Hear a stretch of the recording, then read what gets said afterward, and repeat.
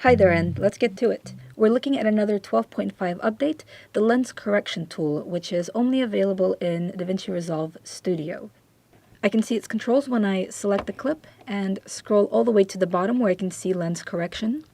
Now what this tool does is it analyzes your footage to detect the curvature of your lens in order to be able to undo the distortion that it created. This is most commonly seen when you use lenses with extreme curvature, like fisheye lens. I've personally experienced this with drone footage and when using GoPros. So let's get to it.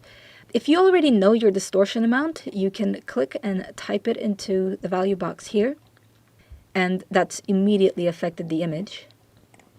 If you don't know the distortion amount, you can click on the word Analyze. So that took maybe about 20 seconds, and it's automatically amended the image based on what it believed the lens distortion to be. If I scroll through this, I can now see how much straighter the horizon looks, and if I was to temporarily turn off the effect, I can reveal how much it bulges out with the original lens. I've worked with some people who were quite eager to incorporate drone footage into their films, but were put off by how visually different the footage would look. So this is now a great solution for people who want to use that in their films without distracting the audience. I'll apply it to the next clip as well. And it's done an absolutely amazing job of amending this clip, which was so curved that it's practically a sphere in the horizon. With the lens correction applied, we now see a much straighter road.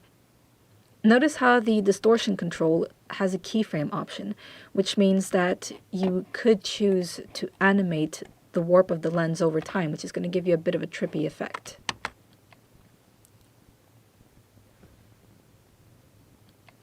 Another practical application of the lens correction effect is that you can also use this to accommodate visual effects compositing when the CGI elements are generated without lens distortion in mind, which often happens to be the case.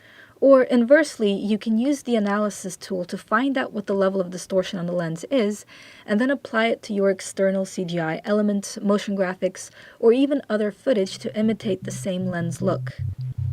Thank you very much for watching, and until next time.